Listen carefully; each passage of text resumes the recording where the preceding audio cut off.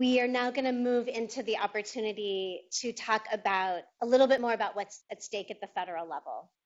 So today is the opportunity for us to think about and plan for the upcoming elections that we're going to face at the national level. And so I want to invite Kathy Ko-Chen, who is the former board chair of the California Pan-Ethnic Health Network, who is the president and CEO of the Asian and Pacific Islander American Health Forum, who is a leader within our community, and who's really been at the front lines in DC over the last 2 years. So Kathy, welcome to the stage and thank you. Thank you, Sarah. It's my privilege to moderate this morning's panel, and it's going to be a hard job after Maria because she was so amazing. But if I could call up the my other common panelists to the stage while I'm making some framing remarks. So this is Zara Bilou, Bambi Salcedo, Elena Wynn Santamaria, and Celinda Vesquez. If you could all just join me up on the stage now. Great, thank you. And then when they get seated, I'll introduce them. So let me first frame up today's panel while our panelists are coming up. Since the 2016 election, we've seen attack after attack on our communities and on our health and health care. Our communities have fought back. They've mobilized to protect the Affordable Care Act and protested to make it clear that we support the lives and the dignity of immigrant communities, LGBT communities, and people of color. In 2 months, we all have the chance to cast our votes and to really make a difference, to take action, and to fight against this administration's agenda. A lot is at stake with the 2018 midterm elections. With the many issues and the fast-moving news, it can be hard to keep track and to prioritize. So over the next hour, we have a conversation to identify the opportunities and the risks at hand in this midterm election, especially for the communities that we all serve, people of color, immigrants, LGBTQ communities, and low-income working families. We'll discuss the opportunity to change the balance of power in the House and the Senate and what implications that could have for health and health care. We'll also look at judicial power, in particular what's at stake with the Supreme Court and how this election might influence things there. We know that our communities have faced threats to immigrant rights, environmental justice, reproductive health, LGBT rights in various iterations throughout America's history. Over the decades, we've seen both successes as well as setbacks. This morning, we really want to focus on what's different today and how advocates here in California are powerful and are well-positioned to push for change at the national level. So let me introduce our panelists. I'm actually realizing that I don't know everyone. So I think the best way to do it would be maybe if we can start with Zara, is that right?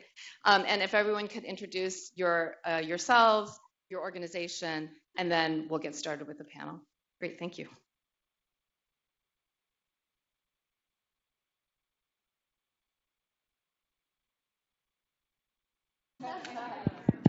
Yes, I'm the panelist from Silicon Valley who had to be reminded to turn on the microphone.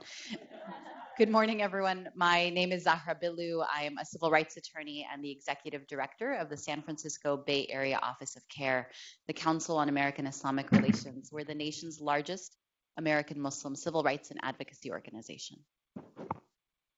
Hi, everyone. My name is Elena Santamaria, and I'm a policy advisor at Next Gen America. Next Gen America was founded by our CEO, Tom Steyer, known as a businessman and philanthropist in 2013. We primarily focused on climate change on the national level, environmental impacts, as well as the state level, and really have transitioned our work via C3 and C4 work in California and nationwide. Buenos días a todos y a todas. No? Oh.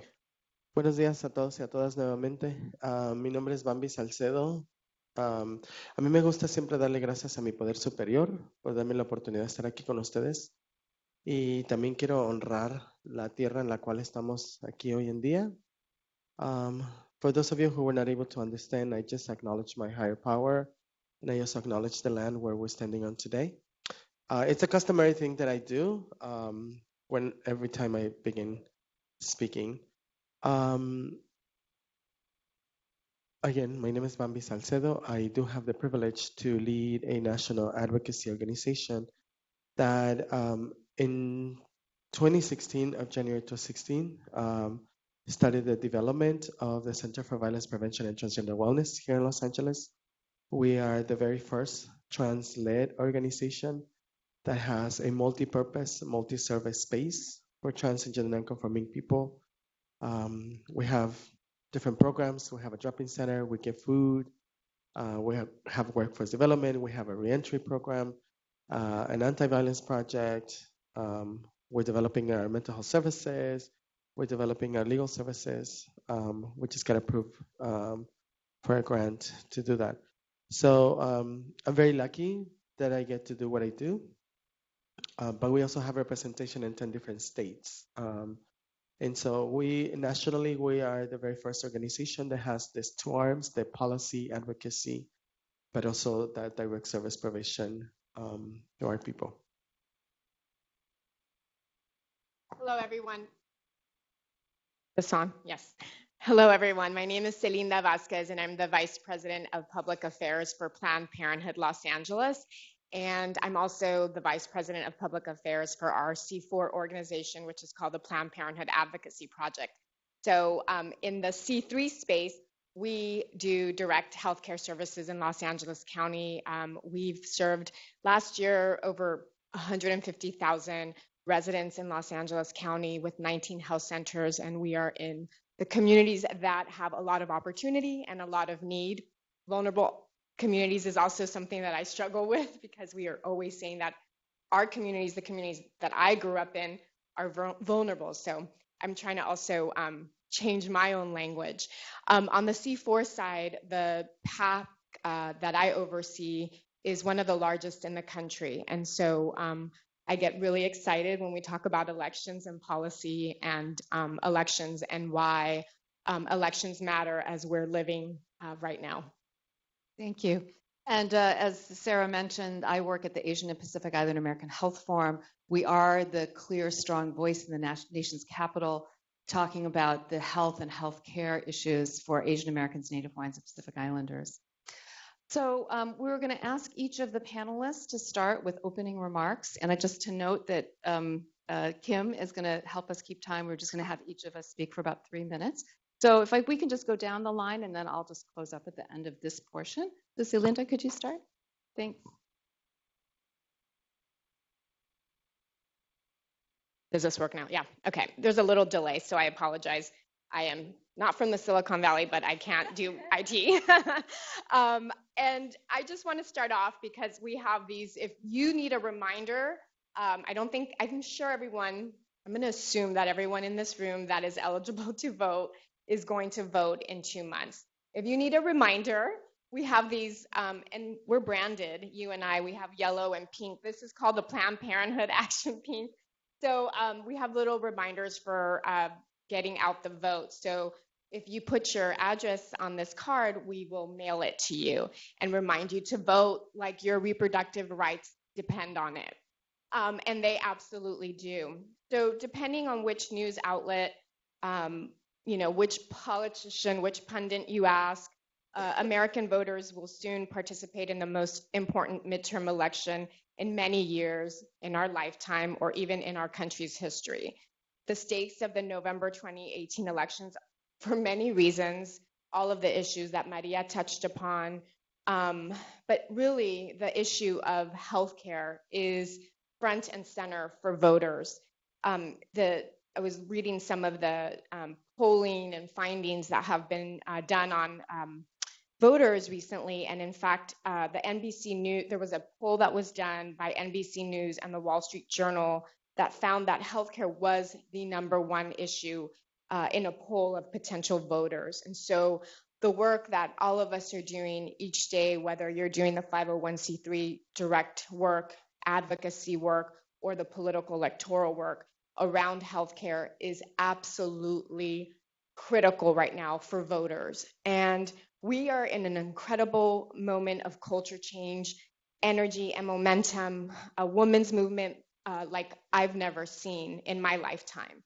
And I've been doing this work for probably 20 years now. I started doing political work in 1994 when there was this thing called Prop 187 on the ballot.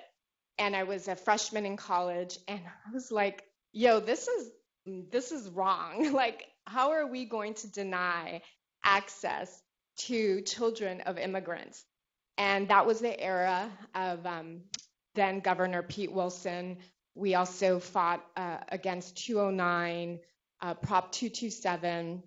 And so just to give you context of how I came to be in this world and was introduced to California politics. So we know in California what's at stake. We know that elections do matter right now. We are in the middle of a potential nomination to the Supreme Court. The Affordable Care Act is definitely, if the midterm elections do not go the way that Planned Parenthood Action Fund wants, you better believe that there's going to probably be more attacks on women's reproductive rights. There's about 22 cases right now before that could potentially go before the Supreme Court specifically around reproductive health care, 12 specifically around abortion. And so when we think that elections don't matter, they absolutely do. And voters absolutely know that healthcare is a priority. But there's a lot of good news, and we can talk about that also in some of the remarks that I have for later on. But that's some of my thoughts right now.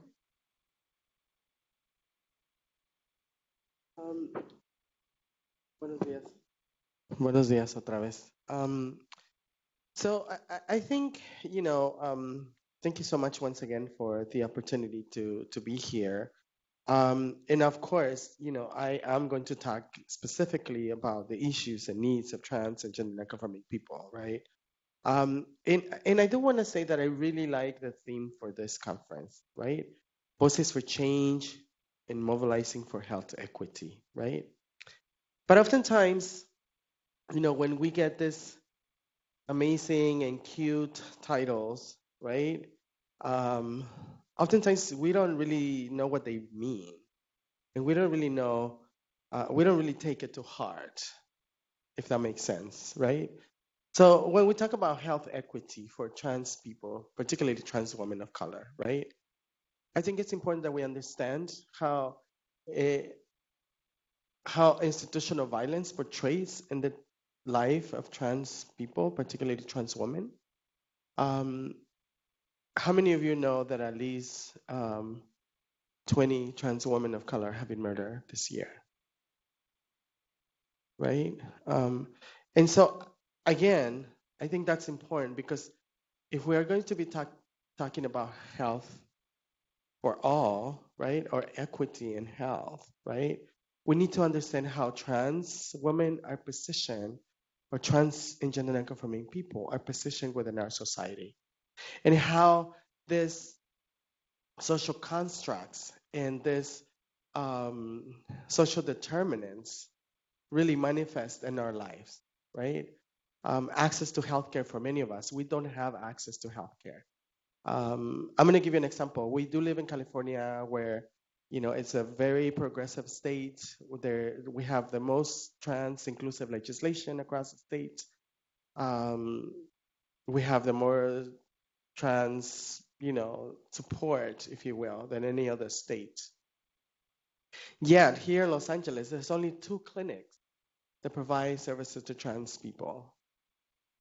And I don't know if you know who they are, but I can name them.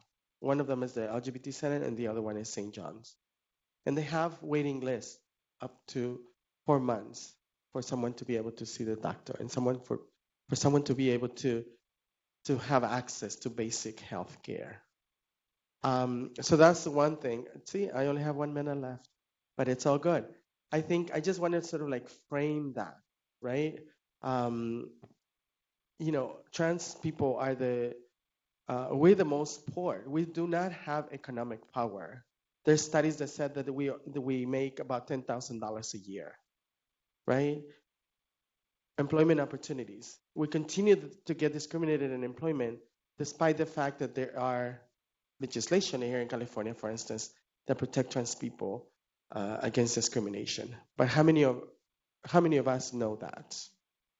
Can you raise your hand if you know about AB 196? Thank you. I'm just going to leave it at that.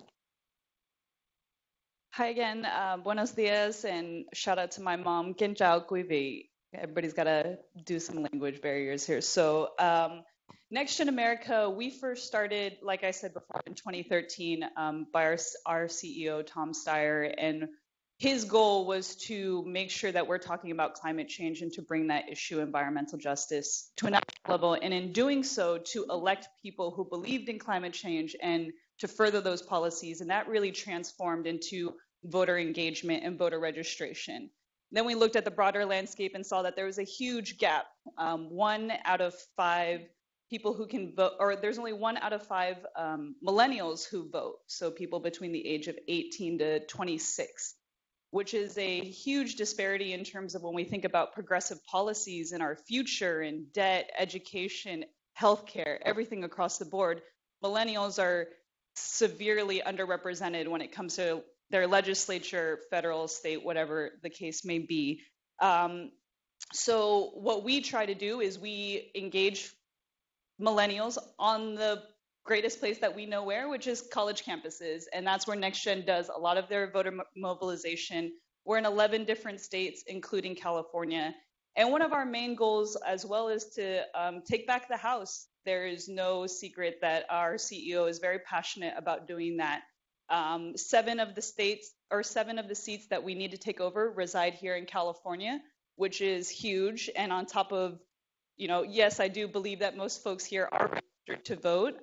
There are 6 million eligible Californians who are not registered to vote. And we're 2 months away from one of the biggest elections in our history. I think that in terms of the people just came out with some numbers last month that shows those discrepancies. So 6 million, we still have a ton of voter engagement to do, and we hope to continue to do that work on college campuses and in communities as well.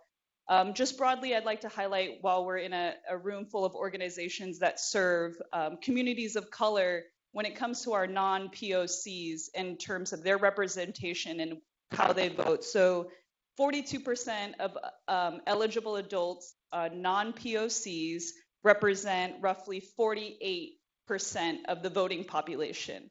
And everybody else is negative in the sense of Latinos represent 34% of our population, but they're 21% of our voting likely voters. Asians are 15% of our population, yet they represent 11% of our likely voters.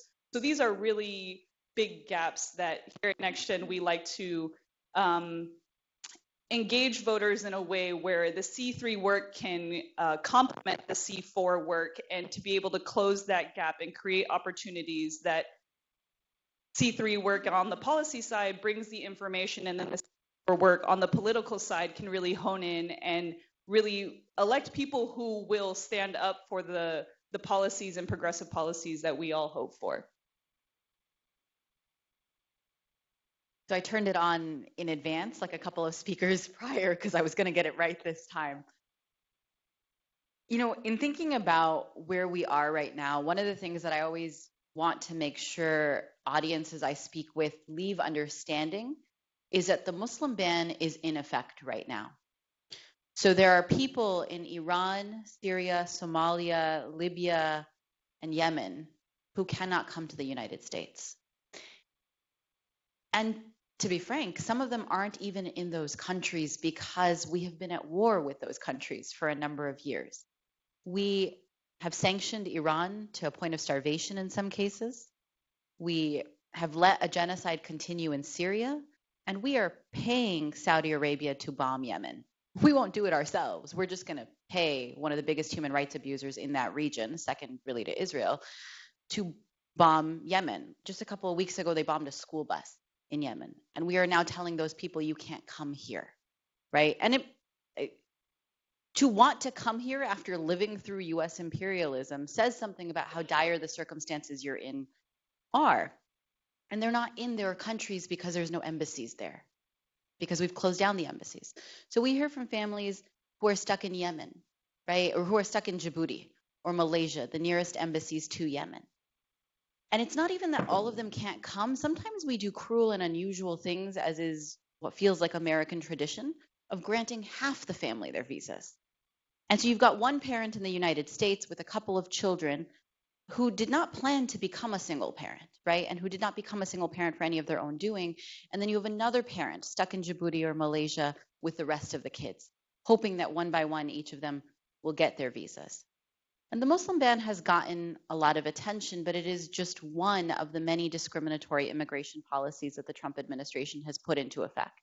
Some of which, by the way, continue the legacy of the Obama administration, who many in this room know as the deporter-in-chief. Ending TPS for a number of countries in South and Central America, for people in Syria and Sudan, right? So we've either extended it or we've ended it, but either way, we're not helping anyone new, and there are thousands of families at risk of being sent back to places that are unstable. We've increased the vetting of people trying to come into the United States. So when my parents came into the United States, my mom says that it was so easy for her to get her green card that she didn't know what it was. And I understand that that means that I grew up with privilege that certain of my family members don't have. But today, if she were to apply for a visa, she would need to not only provide her social media and travel information, as people ordinarily do, for 5 years, she would have to do it for 15. Ask yourself if you know where you traveled to 15 years ago, right? And so there's a number of these policies that we're seeing moving forward, but part of why this moment is so important to me and why I thought it was interesting to bring together this panel, this conversation at this conference, was because we're stronger when we work together. And no matter how your community or our communities are being attacked by the Trump administration, one of the first things that impacts all of us is wellness, right? I share when I speak with young Muslims that I started going to therapy in 2015.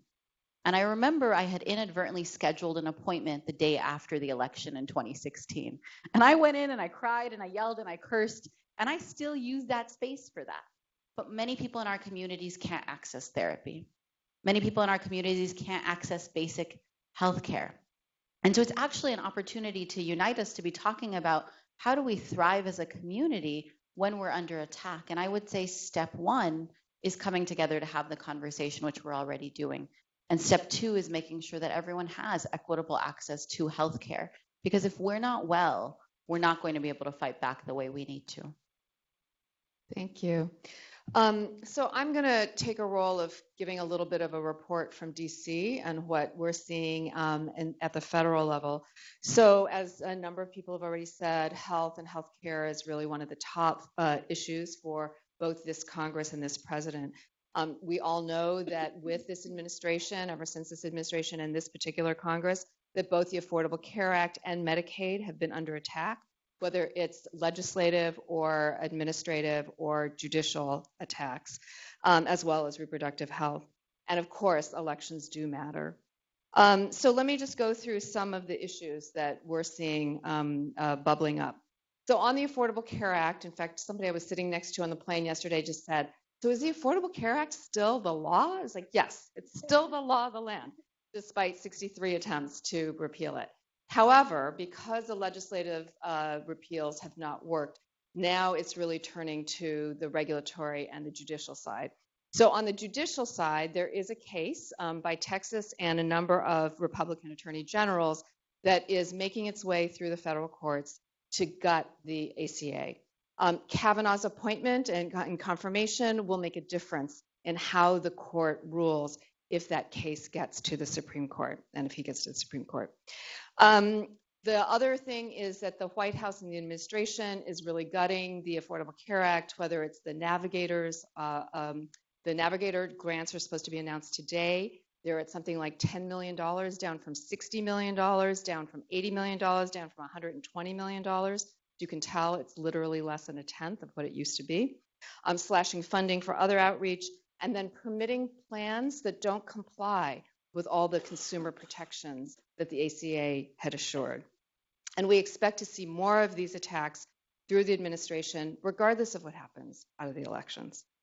On Medicaid, there are attacks coming out of the CMS Administrator's Office, Seema Verma, and it's really seeking to redefine Medicaid in really radical new ways, whether it's through waivers that allow work requirements or restrictions on eligibility.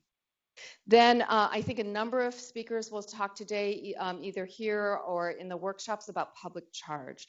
So I'm not going to spend too much time on this right now, but public charge is another attack on our immigrant communities. So first it was undocumented, and certainly the DACA status is still a question, and now it's really attacking green card holders, so permanent, legal permanent residents, in the ability to use federal services that they pay for in taxes. And then, of course, there are budget attacks on health programs. With these elections, it's all political prognostication as to whether or not we can flip the House or really change the balance of power in Congress. But what we do know for sure is that there will be members of Congress that are more diverse in this upcoming freshman class than we have ever seen in the history of the United States. We know that there will be more women, there'll be more people of color, there'll be more people who are LGBT, and I believe there'll be the first Muslim American woman in Congress from Michigan. Really exciting. Yeah, which is great. So this is an opportunity for us to really do what Zahra said about bringing together a united front and really bring coalition politics to bear. And I think that's the light in the silver lining that we're looking towards.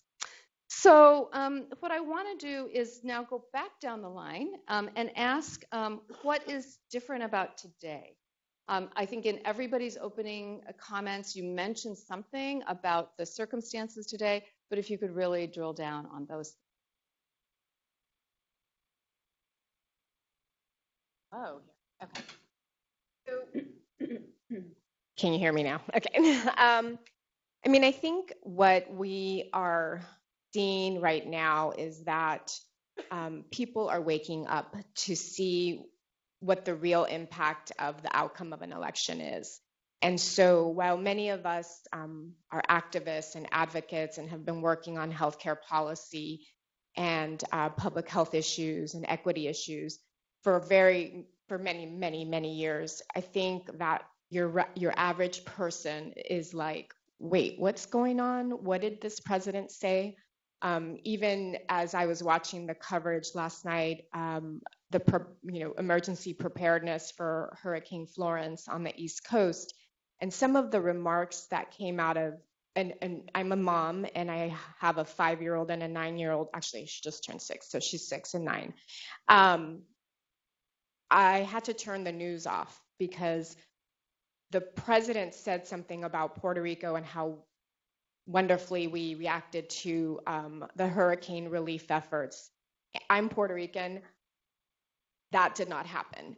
And so what is happening is that we're seeing before our very eyes the impact of a real a country that's at a moment of crisis on so many issues, the issues that you just laid out, and on other issues that we care about on climate. But I think people are doing something about it. So I think that's the difference. And it's similar to what we saw in California in the 90s. I think about that we are the 5th economy in the world, California is, and we are doing that with progressive values. We definitely have so much more work to do, but I think that what the moment in time is certainly one where we're really being tested. Our values as a country, our moral compass is a little off, I believe. And the organization that I represent, we have never seen anything like this. Every single day that I go to work at Planned Parenthood is very challenging. Patients, the day after the election, we had women calling the call center to find out if they had their appointment was still good. if they could have, instead of maybe just regular birth control pills, you know, if they could have long-term acting reversible contraceptives. They wanted to have protection for to last them through this administration. Okay, like that's the real conversations that are happening at the call center and in the health centers. People are afraid. And I think that that's really what's different now. My son, again, my children are very political. They're at every Planned Parenthood thing, every governor signing of our bill, whatever. They're just in it. And I think that when a child asks, a very privileged child, I think he's very privileged, asks, am I going to be separated from you? We have a serious problem in our country. So I think that's what's different when women are calling the call center asking if they can still come to Planned Parenthood. Are you guys going to be okay? You know what our response is? Yep, we got this. We started Planned Parenthood as fighters. We will always fight for women and everyone else to have access to reproductive health care. But that's really, I think, the moment that we're in, that we are at a crisis. We have to turn the TV off because our children are watching, our children are scared, but people are trying to do something about it. So those are my thoughts.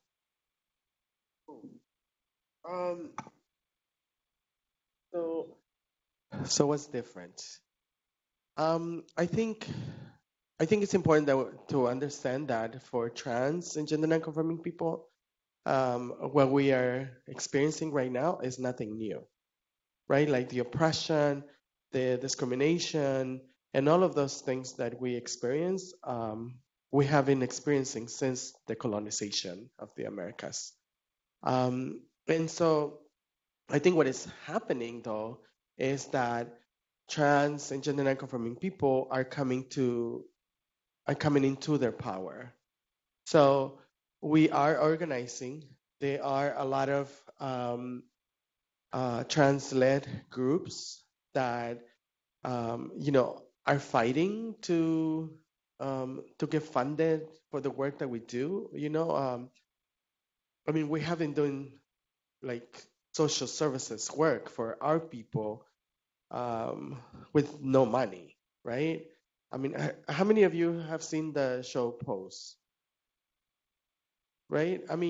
We have taken our own people into our homes, right? So we have been providing housing. We have fed our people. We have provided social services, right? The only difference is that we have never gotten funding for the work that we've done. And so more and more of us are coming to understand how the political scheme works and how we are combating that, right? I know that education in trans communities is very dire. We don't have educational opportunities, but some of us are getting into academia as well. And there's a lot of work that needs to be done, right? And I am a very privileged trans woman, and my experiences that I had to survive and that I had to overcome, like truly are the same experiences that young people are experiencing today, right? Like homelessness, sex work as a means to survival, incarceration, or the criminalization of our bodies simply because of who we are. Like engaging in the street economy, like all of those things, right? Like I have had the privilege to overcome, but there's a lot of work that needs to be done, and I think it's happening. It's happening little by little. But I think that it's also important that we recognize and that we understand that even in the different movements, right? There's still a lot of resistance to include trans and gender nonconforming people to be part of the different movements. I can tell you an example. I have been part of the immigration movement for many, many years. Yet, to this day, LGBTQ issues are not included not included in the larger conversation, let alone trans people, right? Like that's why, like we focus specifically in supporting trans women who are in immigration detention, because you never hear about their experiences, right? And how can we empower, people to come into their power? So again, we are learning about policy at our organization. We just recently hired a policy strategist and organizer. Last year, we did the very first Transgender Policy Institute. It was a statewide initiative where we brought about 30 people from across the state to teach them about civic engagement, how policy works, like all of those things that we need to empower ourselves with, right? So that's what's happening. And the other thing that I do want to say is that many people think that just because we are in the eyes of media, some of us are privileged to be in the eyes of the mainstream media, right? People think that just because there is visibility, that our social issues have been addressed, and that's not true. Again, there's still a lot of work that needs to be done. Trans people, we do not have economic power. We do not have academic power. We do not have, just legislative power. Like we don't have that. In fact, if we compare where trans people are in comparison to the gay and lesbian community, we are about 40 years behind. Yeah, so I'm just going to leave it at that. Yeah, so in terms of what's different about today, I would just echo, I think, in terms of people very publicly displaying their outrage, organizing, mobilizing with the climate march, the People's March, the Women's March, March for Our Lives. We're seeing these past 2 years of people just in outrage. And what NextGen, what we want to do is to make sure that we hone in on that outrage and turn that into political mobilization. And just the progress that we've made, it took how many years to get the Affordable Care Act, how many years to get EPA to do clean car standards, and then as soon as the new administration came in, it's kind of weird. Thank you. As soon as the new administration came in and we saw when secretaries were being appointed, it was just like, this is not going to end well. And so we have to quickly mobilize. And I think we learned in a very hard way how fragile everything that everybody has worked for in this room, how quickly that could go away and how quickly we had to mobilize. And so in terms of what's different today, I think the public outcry of what's going on is really hopeful to see what everybody is doing across the nation, really, to change what's happening at a federal and state level. This has been said, but it bears repeating. What's different today is that the white nationalism that undercuts so many of our country's systems has been unveiled. White supremacy at first, and now white nationalism. But so much of what we are living through right now, as Bambi mentioned, is not new for the trans community, but also for so many other targeted communities. When I think of right-wing media, I think of Fox News.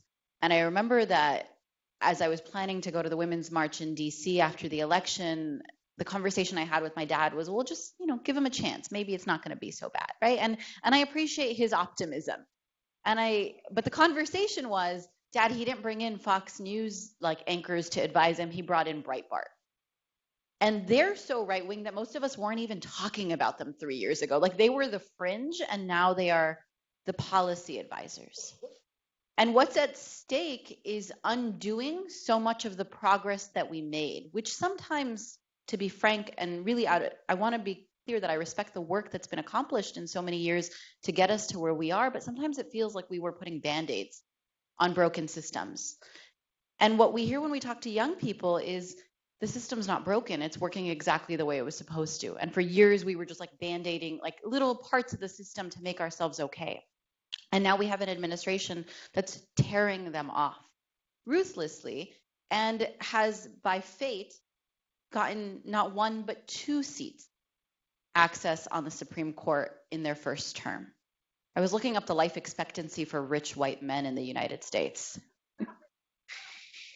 I couldn't find the qualifier for rich, but the average life expectancy for a white male is 78 years old in the United States. And I bet you it goes up if you're rich, like Justice Kavanaugh is, or like Judge Kavanaugh is, God forbid. But the moment is coming, right? And so if he is confirmed, we have a conservative Supreme Court, right? And it's one per term. So if Trump is reelected in 2020, it's possible he gets another one, right? Like Ruth Bader Ginsburg, somebody go make sure she's taking care of herself. I hear she goes to the gym more often than most of us do combined.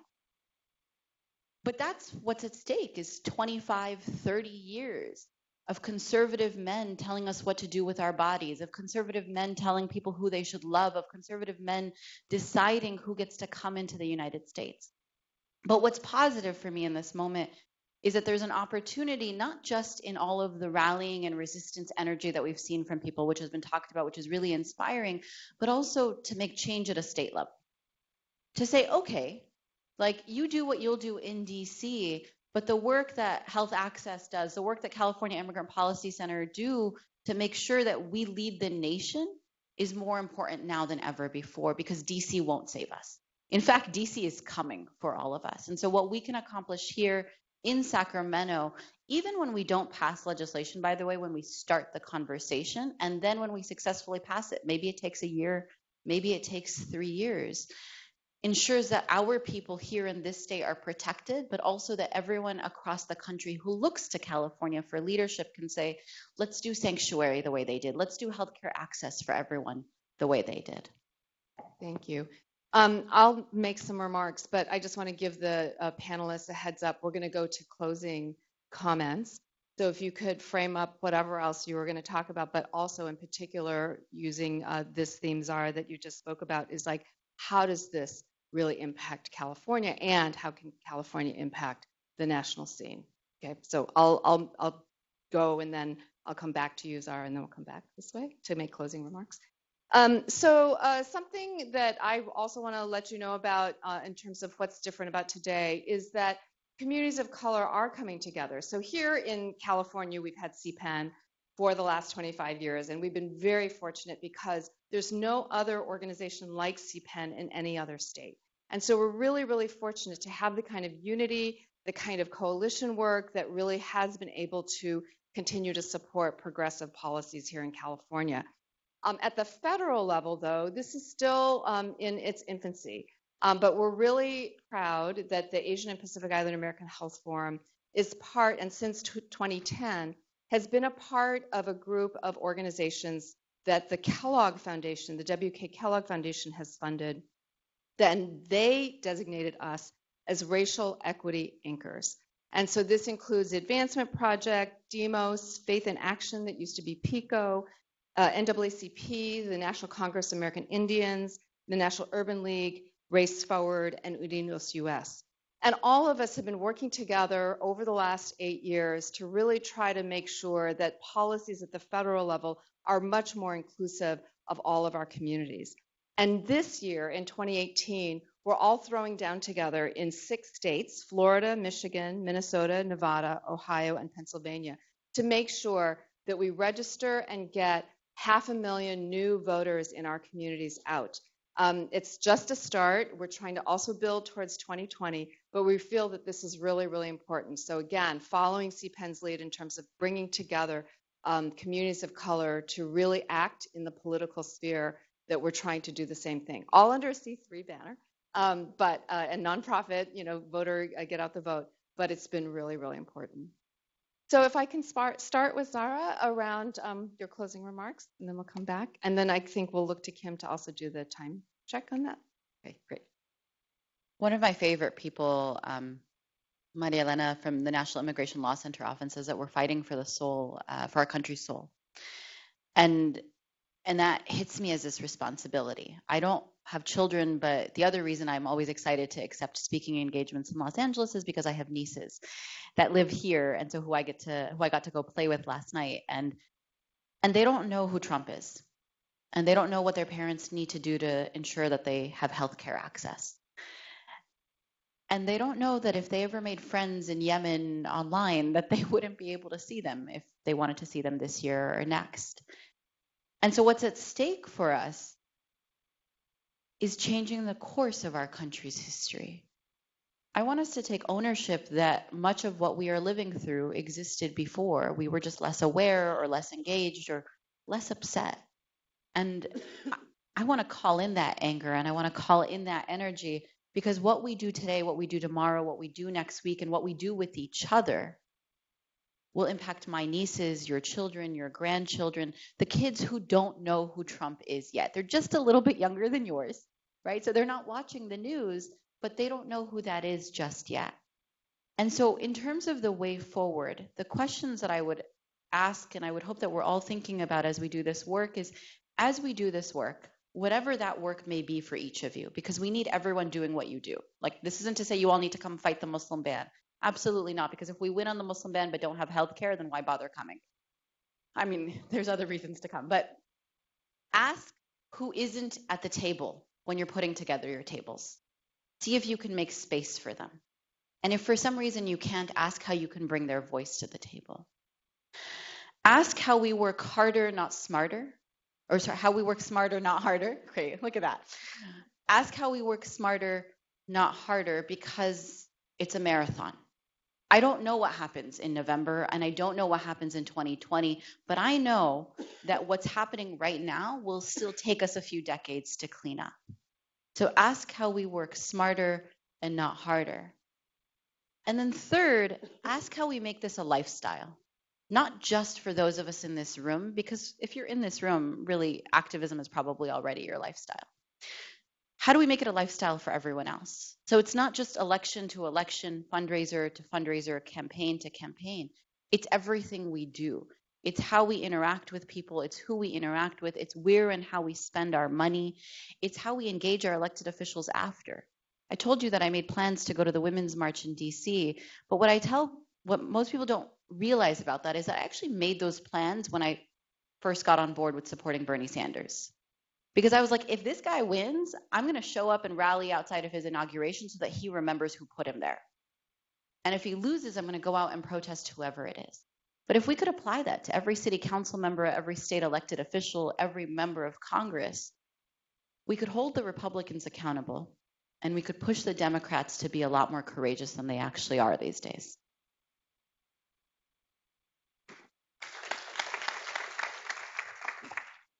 So as my closing remarks, I just want to highlight a couple of programs that NextGen has and resources available to folks because we are in 11 different states: New Hampshire, Nevada, California, Arizona, Michigan, North Carolina, Iowa, Florida, Wisconsin, Virginia, and Pennsylvania.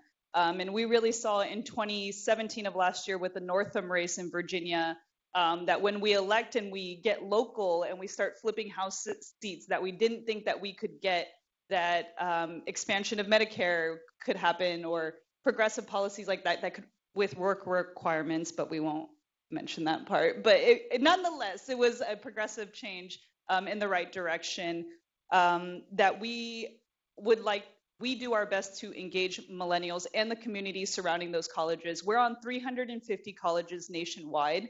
They're not private schools. They're not UCs. These are community colleges and CSUs, community colleges with people of color specifically.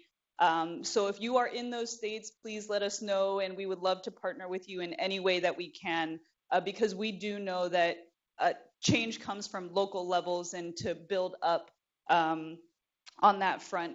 Complementary to our Rising program, where we engage millennials and kids on college campuses, is our Blue Wave program. So if you're not in one of our 11 states, you can sign up as a volunteer, and we will direct you into phone banking and texting campaigns. And so you can, on election day, we had a couple of primaries leading up to the election. We'll tell you where your polling place is. And yes, people can be nasty, but on the other end, a majority of people are grateful that, and they have questions, they have voter ID questions for us. And so we have the answers and able to plug in anybody else who doesn't have access or is not in one of our states to still be engaged and feel like they're making a difference and engage voters to get out to vote.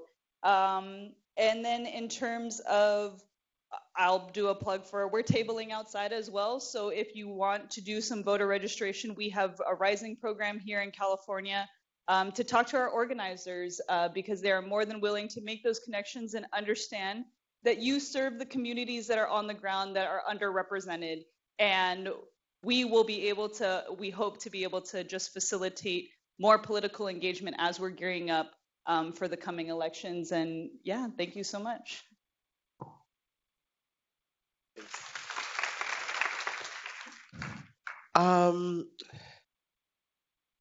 If I could leave you with anything today, I would ask that you start by decolonizing your mind, by decolonizing your body, and by taking those blinds off, right? And to understand that we don't have to be programmed the way we have been programmed. That we can make our own decisions, that we can connect through our humanity, that we can look at people who look maybe different than us, right? Because discrimination still exists within the different communities, within the different movements.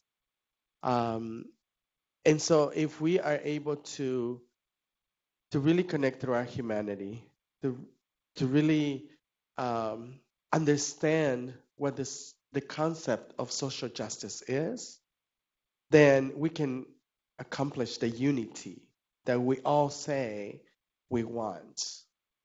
We cannot come together if we're not together in the same page, or if we're not like thinking the same way, right? And the only way that we're going to get there is when we are able to see each other through our humanity. So then we can, when we decolonize ourselves, then we can organize and create the changes that need to happen in our society in order for us to have a better world. Thank you.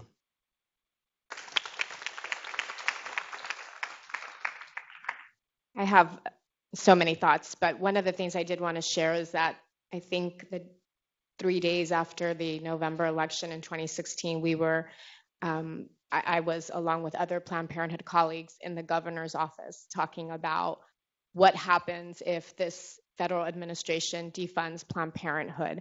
Not all of the 63 times that the ACA was voted on for repeal included a defunding attempt, but at the very end, every attempt included a defunding attempt for Planned Parenthood. So the stakes are very high. We are contingency planning, so we're trying to get ahead of the administration and working very closely with the state to ensure that women and everyone that comes to Planned Parenthood health centers has access, continued access, no matter what happens in DC. And on the C4 side, we are doing some real fundraising, and we are going to work really hard to turn flip these seven seats here, congressional seats. We have a race in our backyard in Los Angeles County that we are putting all of our resources into. And we're taking this moment to really focus on the energy we're seeing. We have tomorrow night 50 phone bankers that will be at the Planned Parenthood Los Angeles headquarters. And we're really asking folks to put that rage, electoralize that rage. We made up that word. So if you have, friends that you are all busy, but you can recruit your networks into some of this voter engagement, mobilization work. We will take everyone and anyone, and we will feed you. But we're going to take the powerful brand that is Planned Parenthood and our infrastructure and our organizing expertise, and we are going to make sure that we turn these seats. And the other thing that I would ask from all of you is to share your own stories about reproductive health. We were just sitting with former U.S. Senator Barbara Boxer the other day, and she was reflecting on what she sees with this potential nomination of Judge Kavanaugh. I'm already there. And we had 3 women that shared their stories, 2 women that shared their abortion stories from before Roe, was the law of the land. And one young woman, a young immigrant woman who got an abortion after Roe just a few years ago. And elections matter. Real people are going to be impacted as we're already experiencing. But share your stories because they are powerful. And I think that's what we heard earlier from Maria. You humanize the experience of whether just getting, like most patients just are trying to access preventative care and they're harassed and it's like, why? Share your story. And you start really dehumanizing or humanizing the drama that comes with, I just want to get a pack of pills. Like, what is the problem?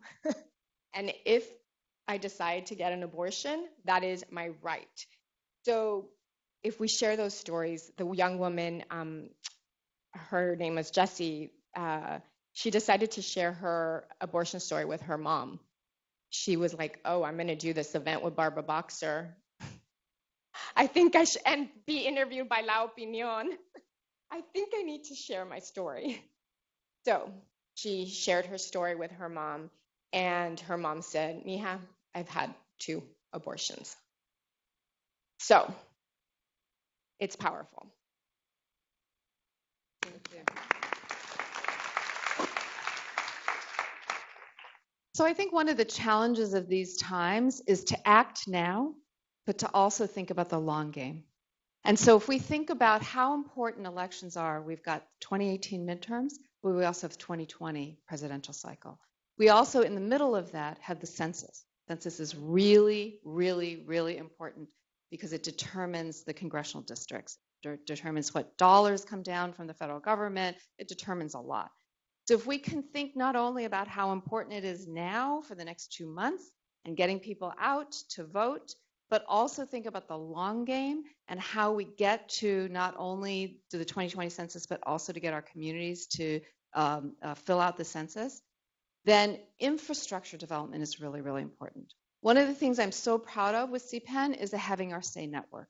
And while that has been a great mobilizing and organizing platform for so many organizations and communities to stay connected, it has also helped build infrastructure here in California. And so one of the things we do at the Health Forum is we work with about 150 community-based organizations in 28 states. And we're very committed to help build the infrastructure. How do they do the organizing? How do they actually fund themselves to do lobbying, which as C3s we all know is difficult, right? How do we actually activate our communities so that we can not only get people out to vote now in this election, but really continue to build infrastructure for that long game? So those are some of my closing thoughts. But please join me in thanking our panel. It's been really a wonderful conversation.